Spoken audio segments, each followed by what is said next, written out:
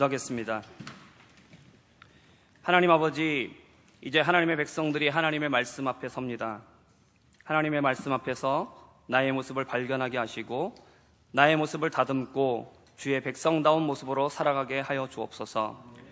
이 시간 주의 성령께서 우리의 귀를 열어주시고 마음을 열어주시사 겸손히 깨닫게 하시고 아멘으로 화답하여 하나님 아버지께 영광 돌리게 하옵소서. 감사드리며 우리 주 예수 그리스도의 이름으로 기도드립니다. 아멘. 오늘 말씀의 제목은 이 땅에서 반드시 인도하시리니 라는 제목을 가지고 함께 은혜를 나누고자 합니다. 오늘 우리가 읽은 창세기 50장에는 두 번의 장례식이 나오고 있습니다. 정확하게 말하자면 한 번의 장례와 그리고 곧 치르게 될 또 한 번의 장례에 대한 이야기입니다. 한 번의 장례는 요셉의 아버지 야곱의 장례를 말하고 있고, 곧 치르게 될 장례는 임종을 앞두고 유언하고 있는 요셉의 장례입니다.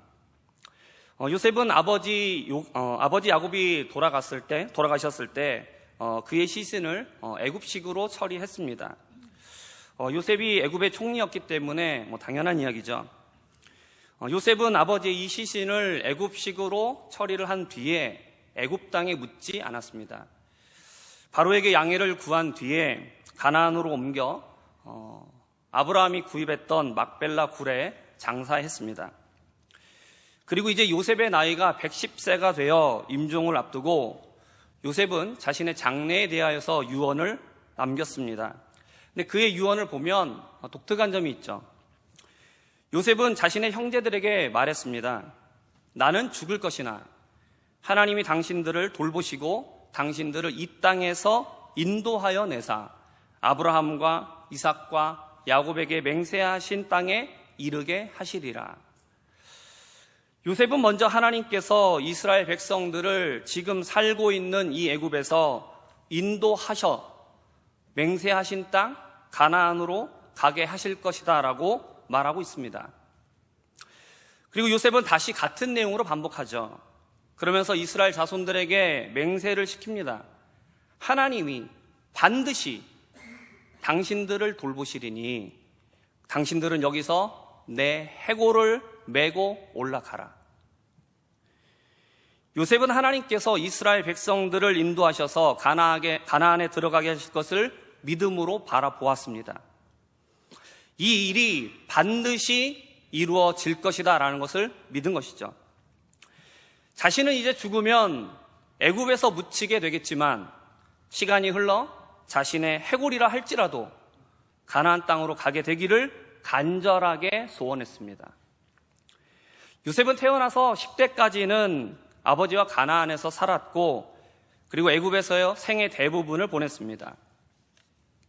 애굽에서 많은 고난을 당했지만 애굽의 총리가 된 이후로 요셉은 그야말로 누구나 부러워하는 높은 자리에 올라갔습니다.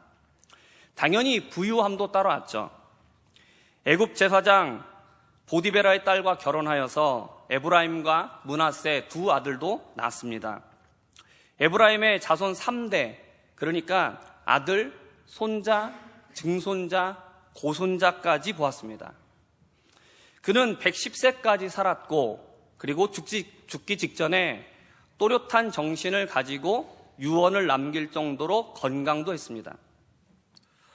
모든 사람들이 세상을 살면서 가지고 누리기를 원하는 그 모든 것을 누린 사람이 바로 요셉이죠.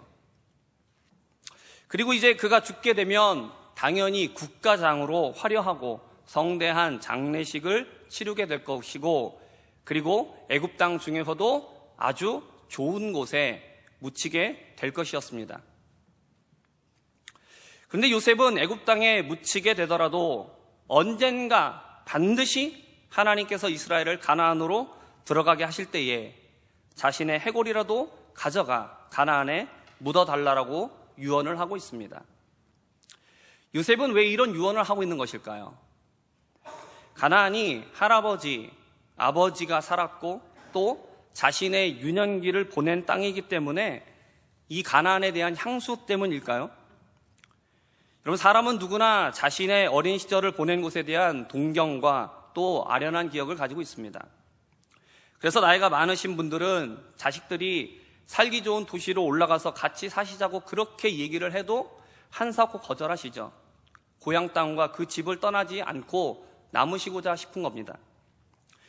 당연히 요셉에게도 이러한 고향에 대한 향수도 있었을 것입니다. 그러나 단지 그것 때문만은 아니었습니다. 요셉은 말합니다. 하나님께서 당신들을 아브라함과 야곱과 이삭에게 맹세하신 땅에 이르게 하실 겁니다. 요셉은 단순한 인간적인 감정 때문에가 아니라 약속으로 주신 땅이기 때문에 그 땅에 들어가기를 그토록 소망한 겁니다. 죽고 난 뒤에 어느 땅에 묻히든 그것이 얼마나 중요하겠는가 라고 생각할 수도 있겠죠. 그러나 요셉에게는 그것이 너무나도 중요한 문제였습니다.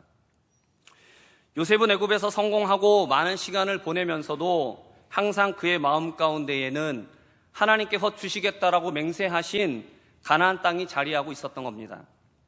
비록 지금은 갈 수 없지만 자신의 해골이라도 약속하신 땅에 들어가 그곳에서 함께 하기를 간절하게 소망한 것입니다. 요셉에게는 하나님께서 이스라엘 백성을 애굽에서 반드시 인도하여 내실 것이라는 확실한 믿음이 있었습니다. 그리고 그런 요셉의 믿음은 요셉이 애굽에서 살아가는 삶의 기준이 되었습니다. 우리들은 하나님을 믿고 이 세상을 살아가고 있습니다. 그리고 천국에 들어갈 것 역시 믿고 있습니다. 이런 우리의 모습은 요셉의 모습과 닮아 있죠.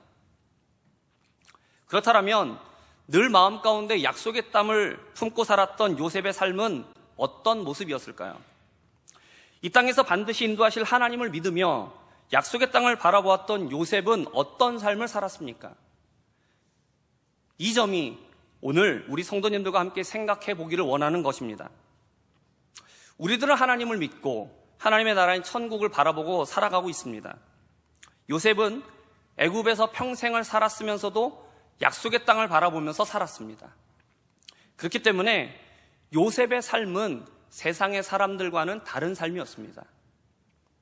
늘 마음속에 약속의 땅을 품고 살아온 요셉의 삶을 되짚어 보면서 우리들도 이 세상에서 어떻게 살아가야 할 것인가에 대해서 함께 생각해 보겠습니다. 첫 번째로 하나님을 경외하는 삶을 살았습니다. 요셉의 삶은 하나님을 경외하는 삶이었습니다.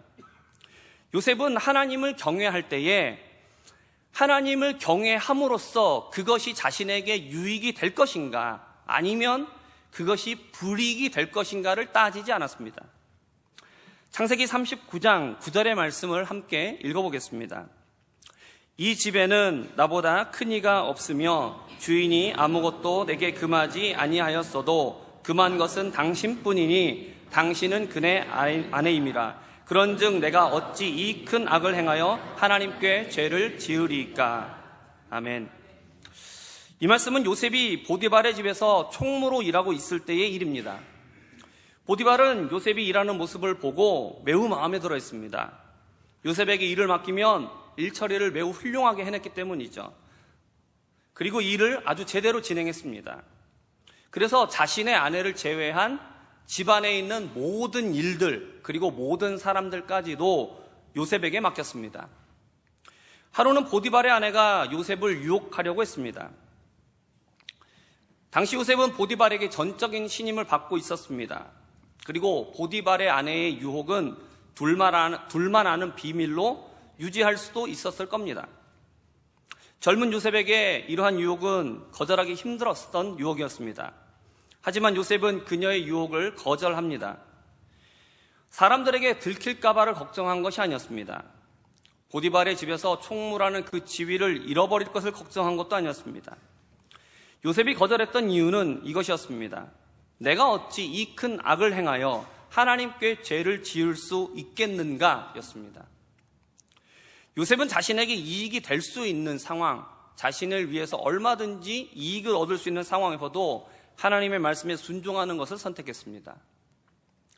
요셉이 보디발의 아내의 제안을 거절함으로 누명을 쓰고 감옥에 들어가게 되었습니다.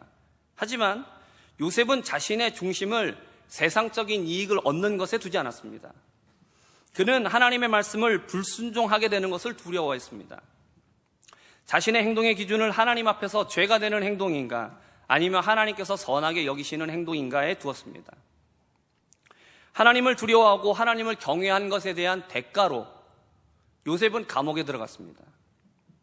감옥에서 죄수의 신분이 된 요셉은 그곳에서 하나님을 원망하지 않았죠. 그리고 자신의 신세를 한탄하지 않았습니다. 감옥에서도 그는 하나님을 경외했습니다. 여호수아 1장 7절을 보면 율법을 다 지켜 행하고 우로나 좌로나 치우치지 말라, 그리하면 어디로 가든지 형통할 것이다 라고 말씀을 하고 있습니다. 그런데 감옥에 간 요셉에 대해서 성경에서는 이렇게 이야기를 하고 있습니다. 여호와께서 요셉과 함께 하심이라, 그를 범사에 형통하게 하셨더라. 여러분, 감옥에 가 있는 요셉에게 성경에서 말하고 있는 게 뭐죠? 범사에 형통하게 하셨더라. 여러분, 요셉은 감옥에서도 형통했습니다.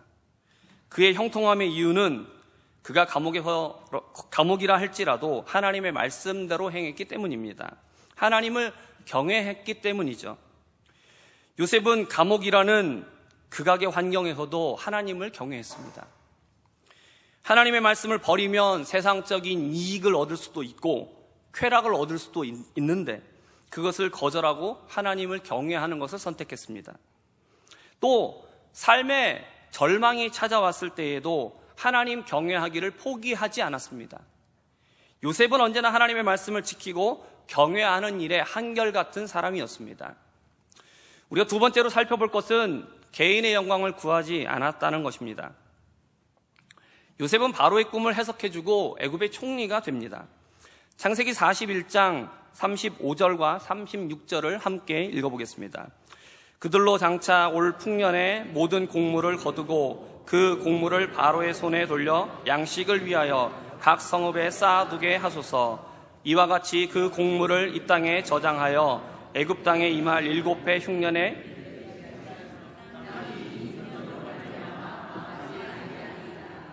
아멘. 요셉은 바로의 꿈을 해석해 주면서 명철하고 지혜로운 사람을 세워서 애굽 땅을 다스리게 하시고 7년 동안 이 풍년의 동안에 흉년을 대비하면 될 것입니다 라고 이렇게 조언을 합니다.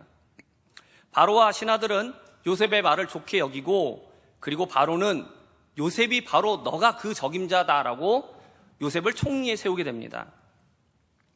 요셉은 총리가 된 뒤에 애굽의 온 땅을 순찰하고 상황을 조사하며 흉년을 대비합니다. 요셉은 7년의 풍년 동안에 곡물을 거두어 각 성에 저장해 둡니다. 7년의 풍년이 지나고 난 뒤에 요셉의 해석처럼 7년의 큰 흉년이 찾아옵니다. 이 흉년은 애굽에만 국한된 것이 아니라 애굽 온 땅과 그리고 주변에 있는 모든 나라까지 포함되었습니다. 사람들은 애굽에 양식이 있다는 소문을 듣고 애굽의 모든 백성과 또 각 나라의 사람들이 양식을 얻기 위하여 애굽으로 몰려들었습니다. 하나님께서는 요셉을 애굽의 총리로 세우시고 곡식을 준비하게 하셔서 모든 사람들이 굶어 죽지 않고 생명을 보존할 수 있게 하신 겁니다. 요셉은 애굽의 총리라는 정말 높은 자리에 올라갔지만 그곳에서 개인의 영광, 개인의 사리사욕을 채우지 않았습니다. 하나님께서 자신을 애굽의 총리의 직분에 세우셨다는 것을 분명하게 인식하고 자신에게 맡겨진 자신의 역할이 무엇인지 분명하게 알았으며 그리고 그 역할을 제대로 수행해내었습니다. 요셉이 총리가 되었기 때문에 7년 동안의 대흉년이 찾아왔지만 사람들은 생명을 구할 수 있게 되었습니다. 사람들의 생명을 구하시려는 하나님의 계획은 온전하게 이루어지게 된 것입니다. 다음으로 세 번째로 살펴볼 것은 원수를 용서한 것입니다. 요셉의 형제들은 아버지의 편애를 받고 자신들의 잘못된 모습을 일러바치는 요셉을 매우 미워했습니다. 결국 형들은 요셉을 죽이려 했고 애굽의 노예로 팔아버렸습니다. 요셉은 그 이후에 보디발의 집에서 노예로 지냈고 또 누명을 쓰고 감옥에 들어갔습니다. 그의 인생은 한순간에 절벽으로 떨어졌고 올라올 길은 전혀 보이지 않는 상황이 되었습니다. 아무 희망이 없는 상황이었지만 하나님께서는 요셉을 들어 애굽의 총리가 되게 하셨고 곡식을 사러 온 형제들은 꿈에도 생각하지 못한 채 요셉을 만나게 되었습니다. 형제들 앞에서 요셉이 자신의 정체를 알렸을 때에 형들은 너무나 당황하여 어떤 말도 할 수가 없었습니다. 요셉은 그런 형제들을 안심시키면서 아버지와 함께 모든 가족을 애굽으로 데려오게 했습니다. 요셉이 총리로 있었기 때문에 야곱과 요셉의 형제들은 바로의 큰 환대를 받으며 애굽에 들어와 살게 되었죠. 하지만 야곱이 세상을 떠나게 되자 형제들은 요셉이 복수에 나설까 두려움에 떨게 됩니다. 그래서 그들은 아버지 야곱이 요셉에게 보복하지 말라는 말을 지어내어 자신들에게 혹시라도 닥칠 화를 면하려고 했습니다. 그리고 형들은 요셉을 직접 찾아와 요셉의 앞에 엎드려 자신들은 모두 다 요셉의 종이다 이렇게 말하며 그 앞에 두려워하고 있었습니다. 자신을 죽이려 했다가 애굽에 팔아버린 형들, 이제 요셉이 보복하고자 마음만 먹는다면 얼마든지 할 수 있습니다. 형들을 죽인다고 해도 그것을 슬퍼할 아버지도 계시지 않습니다. 그리고 이 모든 상황을 바로가 알게 된다면 바로가 누구 편을 들겠습니까? 당연히 요셉의 편이죠. 엎드려 두려워하고 있는 형들을 바라보면서 요셉은 어떤 결정을 내렸습니까? 창세기 50장 19절에서 21절까지의 말씀을 함께 읽겠습니다. 요셉이 그들에게 이르되 두려워하지 마소서, 내가 하나님을 대신하리이까. 당신들은 나를 해하려 하였으나 하나님은 그것을 선으로 바꾸사 오늘과 같이 많은 백성의 생명을 구원하게 하시려 하셨나니 당신들은 두려워하지 마소서, 내가 당신들과 당신들의 자녀를 기르리이다 하고 그들을 간곡한 말로 위로하였더라. 아멘. 형들의 말을 들은 요셉은 그 말이 아버지 야곱의 말이 아니라 형들이 지어낸 이야기라는 것을 바로 알았습니다. 하지만 요셉은 그런 형들을 바라보고 그 형들을 따뜻하게 품어주었습니다. 요셉은 형들을 용서해 주었습니다. 요셉은 자신이 하나님을 대신할 수 없다라는 것을 알았습니다. 형들이 요셉을 팔아먹으려 한 죄에 대한 하나님의 징계는 피할 수 없겠지만 그 징계를 하나님을 대신하여 요셉 자신이 해서는 안 된다라는 것을 요셉은 알았습니다. 자신이 할 수 있는 것, 자신이 해야 되는 것은 보복이 아니라 용서하는 것임을 알았습니다. 하나님은 자신을 해하려 했던 형들의 그 악한 계획을 사용하셔서 요셉과 형들의 생명까지도, 더 나아가 사람들의 생명까지 건지시기 원하셨기 때문이었습니다. 요셉은 오히려 형들을 용서하고 형들과 그들의 자녀까지라도 내가 다 책임지겠다라고 약속합니다. 그리고 또 두려워 어찌할 줄 몰라 하고 있는 형들을 진심 어린 말로 위로해 주었습니다.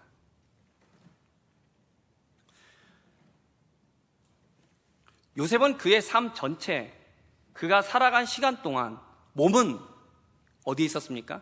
애굽에 있었습니다. 그러나 약속으로 주신 가나안을 마음에 품고 살았어. 하나님께서 주신 약속의 땅을 바라보면서 살아간 요셉의 삶은 하나님을 경외하는 삶이었고, 세상에서 얻은 것을 개인의 영광을 위해 사용하지 않고 하나님의 뜻을 이루는 도구로 사용했으며 원수까지도 용서하는 삶을 살았습니다. 우리들은 하나님을 믿으며 하늘나라, 천국을 바라보면서 이 땅에서 살아가고 있는 사람들입니다. 그렇다면 이 세상을 살아가는 우리의 모습은 어떤 모습이 되어야 합니까? 나에게 어떤 유익이 있는가를 따지지 않고 하나님을 경외하는 삶, 하나님의 말씀을 지키는 것을 삶의 중심에 놓는 겁니다. 하나님의 말씀을 지키다 억울한 일을 당한다 할지라도, 또 괴로운 일을 당한다 할지라도 하나님의 말씀을 지키며 사는 것입니다. 아무리 절망적인 상황을 마주하게 된다 할지라도 그곳에서 낭망하거나 좌절하거나 불만과 불평으로 세월을 보내는 것이 아니라 절망적인 상황에서도 하나님을 경외하는 삶을 사는 겁니다. 세상에서 성취하고 얻은 것들을 자신의 영광과 자신의 만족을 위해서 사용하지 않는 삶이죠. 세상을 살면서 우리가 성취할 수 있는 것들은 돈도 있고 명예도 있고 권력도 있고 건강도 있고 여러 가지가 있죠. 세상의 사람들은 이러한 것들을 얻고자 애를 쓰며 살아갑니다. 그리고 이것을 얻게 되면 자기 자신을 위해서 사용합니다.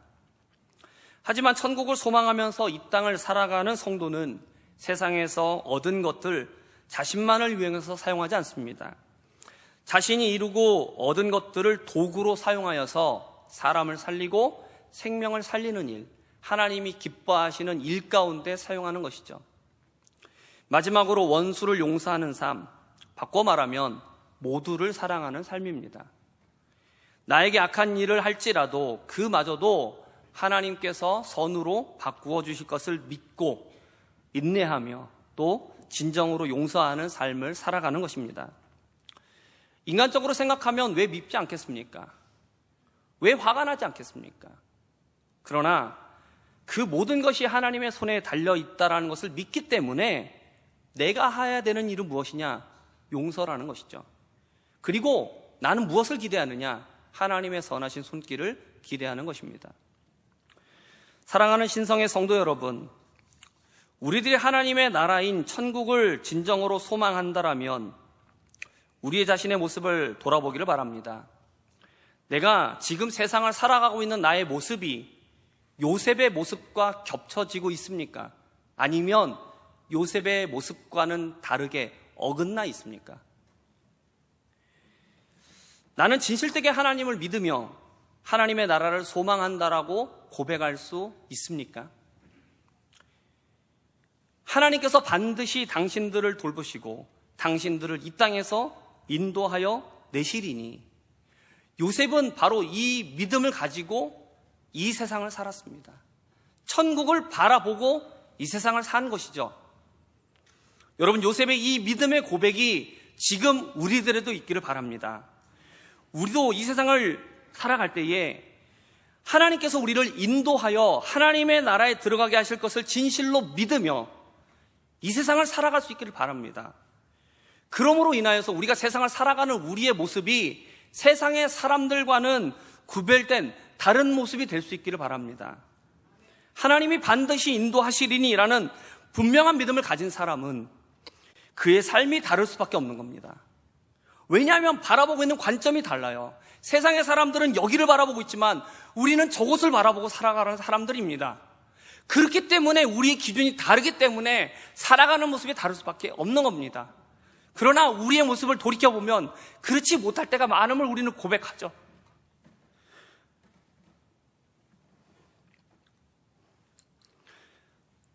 우리가 천국에 대한 확실한 소망과 믿음을 가지고 우리가 이 세상을 살며 세상의 사람들이 우리를 바라볼 때에 우리의 모습이 남다르구나, 예수 믿는 사람들의 삶은 정말 다르구나, 저들이 말하는 것이 거짓이 아니구나 라는 것을 그들이 인정할 수 있으려면 우리는 진정 하나님의 나라를 바라봐야 돼요. 그러나 우리 입술로는 하나님의 나라를 바라본다 말하지만 그러나 우리는 세상에 머물 때가 너무나 많아요. 사랑하는 성도 여러분, 저와 우리 모두가 이 세상을 살아갈 때에 진정으로 하나님의 나라를 소망하는 사람들이 되기를 바랍니다.